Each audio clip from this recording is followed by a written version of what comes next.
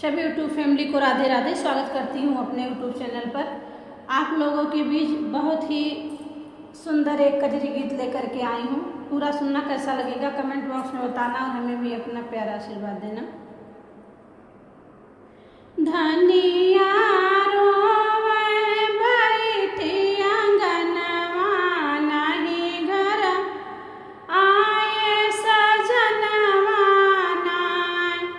धनिया